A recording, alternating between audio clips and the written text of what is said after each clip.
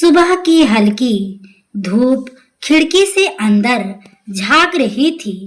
शहर की हलचल से थोड़ा दूर एक नया मोहल्ला, जहां अब अभी पेंट की खुशबू भी महसूस हो रही थी।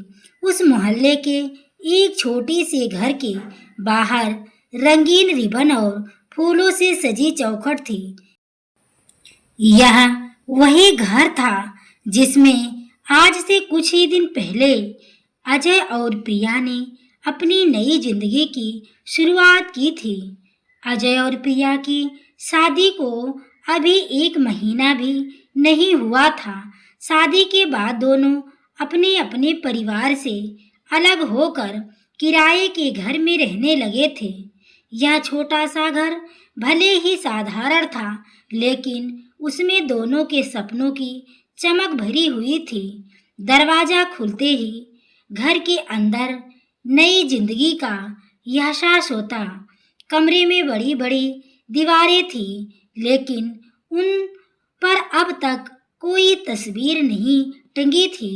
एक कोने में प्रिया ने छोटा सा मंदिर सजाया था, जिसमें ताजे फूल और जलता हुआ दिया हर सुबह रोशनी बिखेरता। प्रिया की आंखों में सपनों की चमक थी। वह हर छोटी छोटी चीज को बड़े प्यार से संभाल रही थी। किचन के बर्तन करीने से सजाना, पर्दे चुनना और कमरे में फूलों की खुशबू फैलाना उसके लिए यह घर महल जैसा था, क्योंकि इसमें उसका और अजय का साथ था। अजय नौकरी से लौटा तो देखा कि प्रिया ने दीवार पर हाथों से बनाए कुछ रंग बिरंगे डिजाइन लगाए थे। वह हंसते हुए बोला, अरे वाह, ये सब तुमने बनाया? तुम तो घर को सचमुच अपना बना रही हो। प्रिया मुस्कुराई। हाँ, सोच रही हूँ कि धीरे धीरे सब अच्छा कर लूँ, हमारा घर दूसरों से अलग लगे। अजय ने उसकी आंखों में झांकते हुए कहा, तुम्हारी मेहनत और प्यार से ये घर पहले ही सबसे अलग हो गया है। उस पल प्रिया के चेहरे पर जो खुशी थी, उसने अजय को भी संतुष्ट कर दिया। दोनों ने साथ बैठकर चाय पी और घर के भविष्य की योजनाएं बनाने लगे। कहाँ कौन सा फर्नीचर आएगा, दीवारों पर कौन सी पेंटिंग लगेगी और गेस्ट रूम में कैसे सजाया जाएगा। उस रात जब दोनों छत पर बैठे थे, आसमान में चमकते तारों को देखते हुए प्रिया ने धीरे से कहा, अजय, मुझे लगता है यह घर हमारी खुशियों की पहली सीढ़ी बनेगा। अगर हम साथ हैं तो कोई मुश्किल बड़ी नहीं।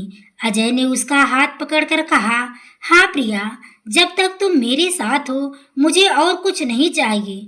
वह रात प्रिया के लिए एक सपनों की रात थी। उसे लगा कि सचमुच उसकी शादीशुदा जिंदगी फिल्मी कहानियों की तरह खूबसूरत होगी। वह इस घर में केवल दीवारें नहीं, बल्कि प्यार और अपनापन बसाना चाहती थी। लेकिन किसे पता था कि यही घर कुछ साल बाद उनकी खुशियों के बजाय चुप्पी और दूरी का गवाह बनेगा। सुबह की हल्की हल्की किरणें खिड़की से कमरे में दाखिल हो रही थी। रसोई से छन छन की आवाजें आ रही थी। प्रिया जल्दी उठकर चाय और नाश्ता बना रही थी। वह चाहती थी कि अजय जब ऑफिस जाए तो उसे किसी चीज की कमी महसूस ना हो। रसोई से बाहर आकर उसने देखा कि अजय अखबार में डूबा हुआ है। वह जल्दी जल्दी घड़ी देख रहा था, जैसे हमेशा की तरह देर हो रही हो। प्रिया ने प्लेट में टोस्ट और चाय रखकर टेबल पर रखा और बोली, ये लो, गरम गरम चाय पी लो, फिर निकल जाना। अजय ने बिना चाय ज्यादा ध्यान दिए अखबार से नजर हटाए बिना टोस्ट उठा संभालना, सास ससुर का नाश्ता और दवा लेना, हर काम के बाद एक चलता रहता और दिन कब खत्म होता उसे नहीं पता चलता। दोपहर में जब वह थक कर थोड़ा बैठती तो अक्सर सोचती, अजय कितना मेहनत करता है बाहर। मुझे कोशिश करनी चाहिए कि उसे कभी कोई तकलीफ ना हो। शाम को जब अजय लौटता तो प्रिया चाय और नाश्ते के साथ उसका इंतजार करती, लेकिन अक्सर होता यह था कि अजय थक कर सीधे कमरे में चला जाता और मोबाइल या लैपटॉप में बिजी हो जाता। प्रिया उसके पास जाकर पूछती, दिन कैसा रहा?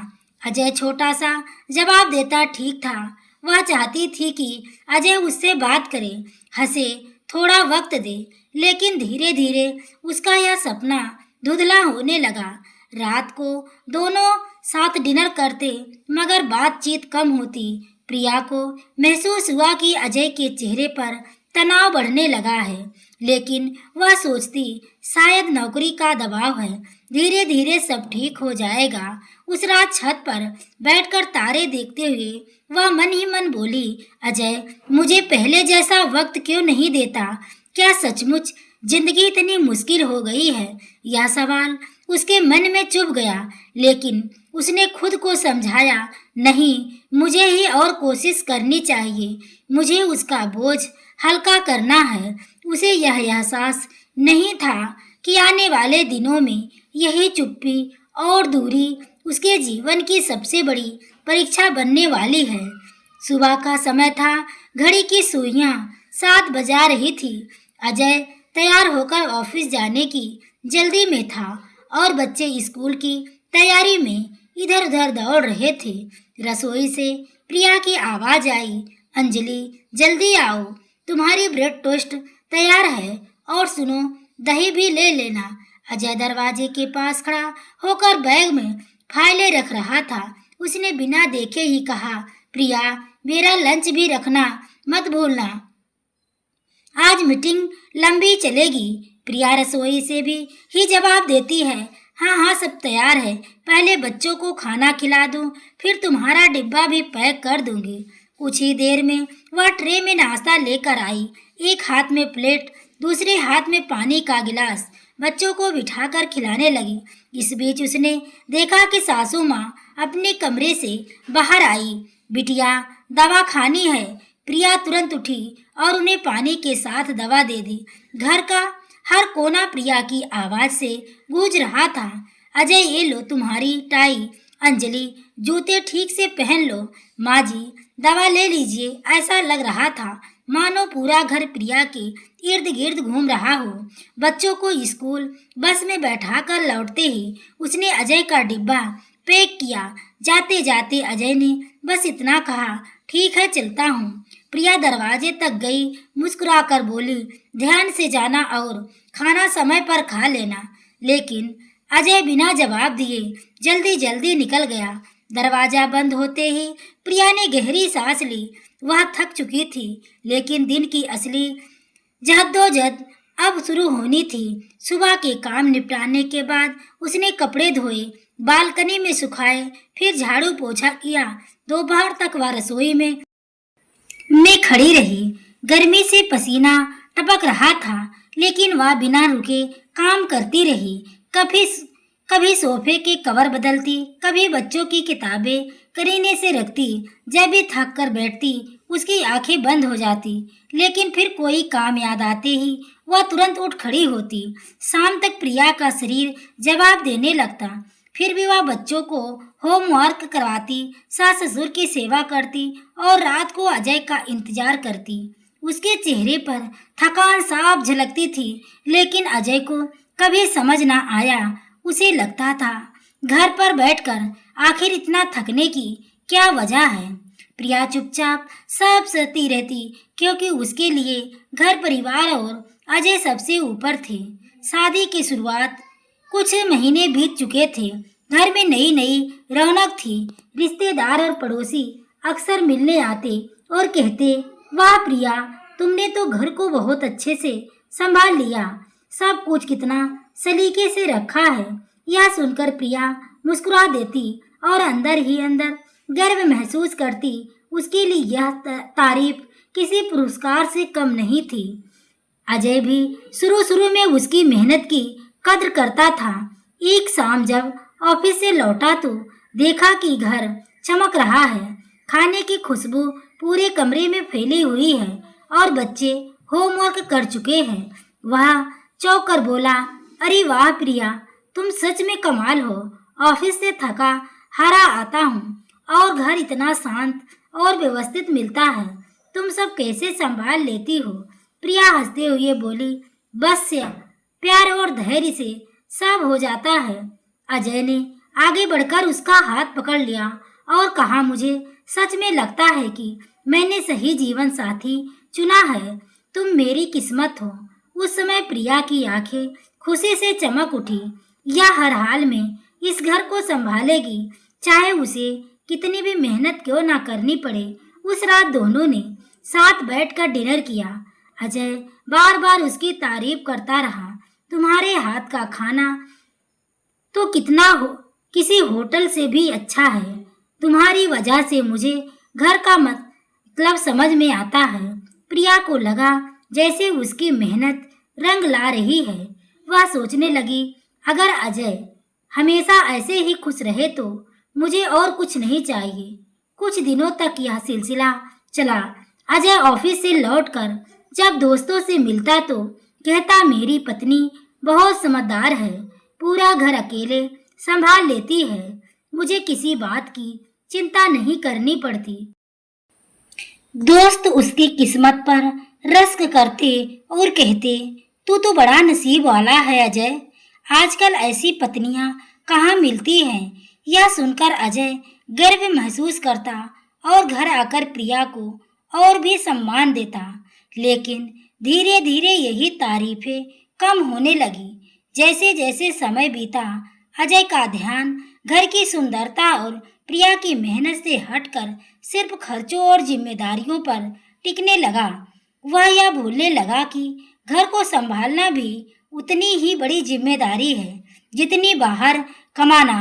प्रिया अब भी पूरी निष्ठा से घर चलाती रही, मगर उसे एहसास नहीं था कि अजय की नज़र में उसकी कदर धीरे धीरे कम होती जा रही है। समय अपनी रफ्तार से आगे बढ़ रहा था। शादी को अब 3 साल हो चुके थे। इस बीच अजय और प्रिया के 2 बच्चे हो चुके थे, बेटी अंजलि और बेटा आर्यन। बच्चों के आने से पहले घर की रौनक तो बढ़ी, लेकिन साथ ही खर्च भी बढ़ गए। अजय थक कर घर लौटता। पहले जहां वह प्रिया की तारीफ करता था, अब उसके चेहरे पर तनाव और चिड़चिड़ापन था साफ दिखने लगा था। एक दिन रात को खाना खाते समय अजय ने बर्तन टेबल पर रखते हुए कहा, प्रिया, तुम्हें समझना चाहिए कि अब खर्च बहुत बढ़ गए हैं। बच्चों की पढ़ाई, दूध, कपड़े, दवाइयाँ, सब कुछ इतना महंगा हो गया है। फिर प्रिया ने धीरे से कहा, हाँ मैं समझती हूँ, मैं कोशिश करती हूँ कि जितना हो सके बचत करूँ। अजय ने लंबी सांस भरते हुए कहा, लेकिन ये सब बचत से पूरा नहीं होगा, सारा बोझ मेरे ऊपर है। तुम्हें तो समझना चाहिए कि कितना मुश्किल है अकेले सब करना। प्रिया चुपचाप उसकी बातें सुनती रही। उसने थाली में खाना परोसा और उसके सामने रख दिया। मन ही मन वह सोच रही थी, क्या मैं सचमुच अजय के लिए बोझ हूँ? क्या मेरी मेहनत उसे दिखती नहीं? कुछ ही दिनों बाद अजय अपने दोस्तों के साथ बैठा था। वहाँ भी उसने वही शिकायत की, यार सारी जिम्मेदारी मेरे कंधों पर है। प्रिया तो बस घर में बैठी रहती है। कम से कम अगर नौकरी करती तो थोड़ी मदद हो जाती। उसके एक दोस्त ने कहा, लेकिन अजय, घर संभालना भी कम काम नहीं। सोच, अगर वो सब ना करे तो तू ऑफिस पर ध्यान कैसे दे पाएगा? अजय ने ठंडी हंसी के साथ जवाब दिया, हाँ, लेकिन कमाई तो फिर भी मेरी ही करनी पड़ती है। सिर्फ घर में संभालने से क्या फायदा? उधर प्रिया ने यह बात अनजाने में सुन ली थी। उसके दिल में चोट लगी। वह जानती थी कि अजय अब उसके पहले जैसा सम्मान नहीं देता। उस रात जब सब सो रह गए, प्रिया अकेले कमरे में बैठी रही। आंखों से आंसू बह रहे थे। वह सोच रही थी, मैं दिन रात बच्चों और घर के लिए मेहनत करती हूँ, फिर भी अजय को लगता है कि मैं कुछ नहीं करती। क्या सचमुच मेरी कोई कीमत नहीं। लेकिन अगले ही पल उसने आंसू पोंछे और खुद से कहा, नहीं, अगर मैं टूट जाऊंगी तो यह घर कैसे चलेगा? मुझे मजबूत रहना होगा। उस दिन के बाद से प्रिया ने और भी चुप्पी ओढ़ ली और मेहनत करने लगी, ताकि शायद अजय को महसूस हो कि उसकी पत्नी सिर्फ बोझ नहीं बल्कि उसका सहारा है। रविवार की शाम थी। अजय और अपने पुराने कॉलेज दोस्तों से मिलने के एक कैफे गया हुआ था। टेबल पर 4-5 दोस्त बैठे थे। सब अपने अपने काम और परिवार की बातें कर रहे थे। चाय और कॉफी के कप भरे हुए थे और हंसी ठिठोली का माहौल था। एक दोस्त ने हंसते हुए पूछा, तो अजय भाई, शादी के बाद जिंदगी कैसी चल रही है? प्रिया कैसी है? अजय ने पहले तो हल्की मुस्कान दी, लेकिन तुरंत चेहरा गंभीर हो गया। उसने कॉफी का घूंट भरते हुए कहा, यार, सब ठीक है, लेकिन सच बताऊं तो पूरा बोझ मेरे कंधे पर है। घर चलाना दिन ब दिन मुश्किल होता जा रहा है। दोस्त चौंक गए। एक ने कहा, क्यों? प्रिया तो बहुत समझदार है, सुना है घर बहुत अच्छे से संभालती है। अजय ने ठंडी सांस भरते हुए जवाब दिया, हाँ, घर संभालती है, लेकिन कमाई तो कुछ नहीं करती ना। आजकल के जमाने में सिर्फ घर संभालने से काम नहीं चलता। मुझे ही दिन रात भाग दौड़ करनी पड़ती है। कभी कभी तो लगता है जैसे सब कुछ अकेले मुझे ही उठाना है। उसके ये शब्द सुनकर बाकी दोस्त चुप हो गए। फिर एक दोस्त ने धीरे से कहा, देखो अजय, घर संभालना आसान नहीं है। बच्चों की पढ़ाई, बुजुर्गों की देखभाल, खाना पानी, ये सब भी बड़ी जिम्मेदारी है। अगर प्रिया ये सब ना करे तो तुम्हें दिक्कत ही होगी। अजय ने हल्की हंसी में बात टालते हुए कहा, हाँ, पर जब तक पैसे घर में नहीं आएंगे तब तक घर कैसे चलेगा? खर्च बढ़ते जा रहे हैं और कमाने वाला मैं अकेला हूँ। कभी कभी तो सच में लगता है कि प्रिया बोझ है। ये सुनकर दोस्तों ने एक दूसरे की ओर देखा, लेकिन कुछ बोले नहीं। उसी समय पास वाली टेबल पर बैठी प्रिया की एक परिचित और पड़ोसन ने यह सब सुन लिया। वह घर लौटकर प्रिया से बोली, भाभी, बुरा मत मानना, पर आज कैफे में अजय भाई को सुना, वो दोस्तों से कह रहे थे कि घर का सारा बोझ उन्हीं पर है और आप कुछ नहीं करती। ये सुनते ही प्रिया का चेहरा पीला पड़ गया।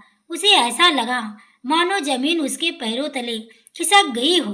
रात को जब अजय घर लौटा, प्रिया चुपचाप खाना परोस रही थी। उसने कुछ नहीं कहा, लेकिन उसकी आंखों में आंसू तैर रहे थे। अजय ने ध्यान भी नहीं दिया। उसने बस इतना कहा, खाना गर्म है ना? कल सुबह जल्दी निकलना है, मीटिंग है। प्रिया ने सिर हिलाया और रसोई में चली गई। वहां जाकर वह धीरे धीरे रोने लगी। उसके मन में यही शब्द गूंज रहे थे, बोझ बोझ। क्या मैं सच में उसके लिए बोझ हूँ? क्या मेरी मेहनत उसे दिखती नहीं? क्या मेरे होने का कोई मतलब नहीं?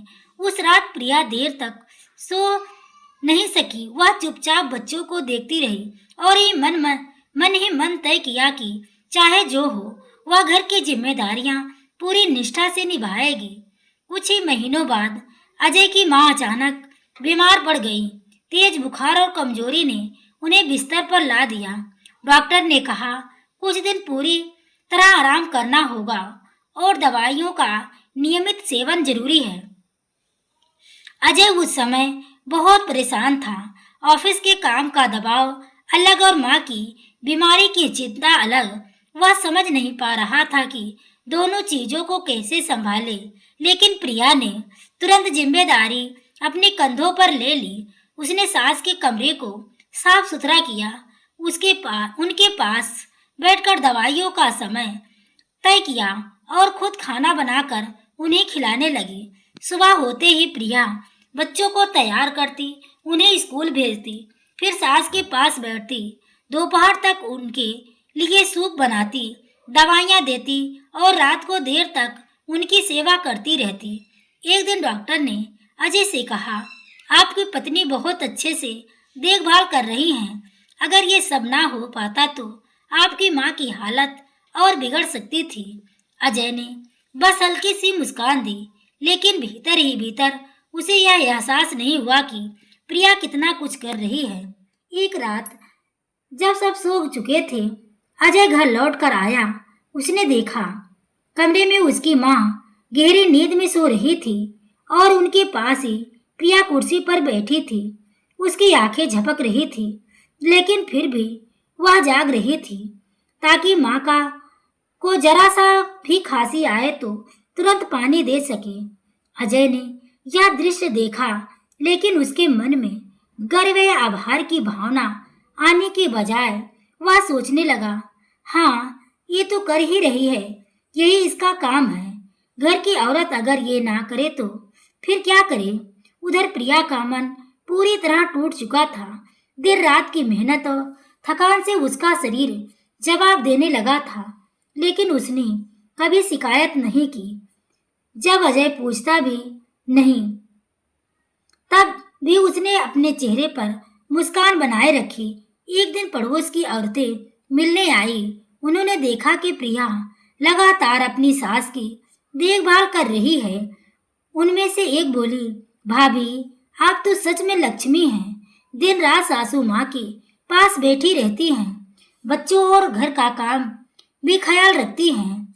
आप थकती नहीं क्या? प्रिया ने हल्की हंसी के साथ जवाब दिया, थकान तो होती है, लेकिन ये मेरा फर्ज है। अगर मैं ना करूँ तो फिर कौन करेगा? अजय वहीं पास खड़ा यह सब सुन रहा था, लेकिन उसने फिर भी मन में यही सोचा, लोग तो बढ़ा चढ़ा कर कहते हैं, असली मेहनत तो मैं करता हूँ, जो पैसे कमा कर लाता हूँ। उस रात जब प्रिया अकेली थी, उसने डायरी में लिखा, कभी कभी लगता है कि मेरी मेहनत कोई देख ही नहीं पाता, पर शायद यही औरत की किस्मत होती है, अपना सब कुछ देना बिना किसी उम्मीद के।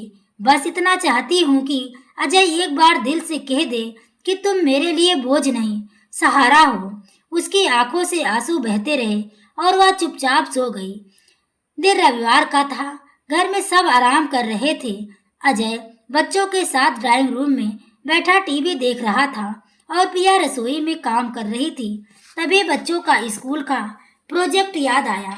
उन्हें माँ पापा का रोल विषय पर निबंध लिखना था।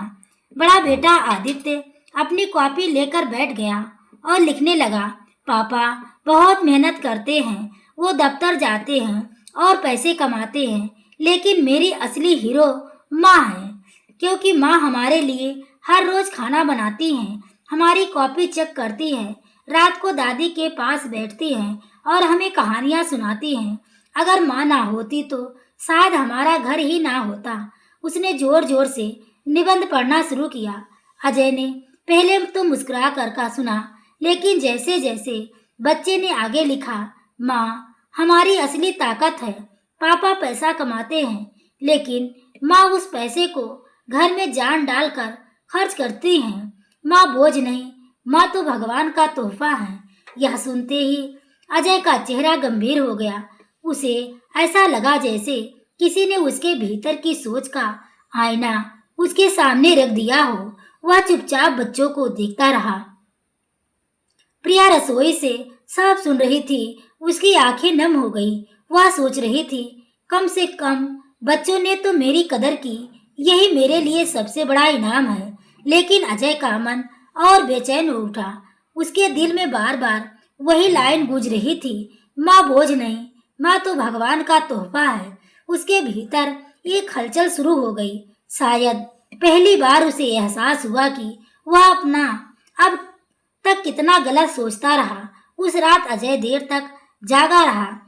वह प्रिया के सोते हुए चेहरे को देखता रहा। उसके होठों पर बस इतना निकला, शायद मैं ही अब तक अंधा था। जिस औरत को मैं बोझ समझता रहा, वही तो मेरे घर की असली नींव है। उसकी आंखों से अनजाने में आंसू बह निकले। बच्चों के निबंध ने अजय की आंखें खोल दी। उसे पहली बार यह समझ आया कि प्रिया बोझ नहीं, बल्कि परिवार की सबसे बड़ी ताकत है। तो दोस्तों, आपको यह कहानी कैसी लगी, कमेंट में अपनी राय जरूर दें। कहानी अच्छी लगी हो तो वीडियो को लाइक शेयर सब्सक्राइब करें। आगे के नोटिफिकेशन के लिए बेल आइकन को जरूर प्रेस करें। पूरी कहानी को सुनने के लिए आपको तहे दिल से धन्यवाद।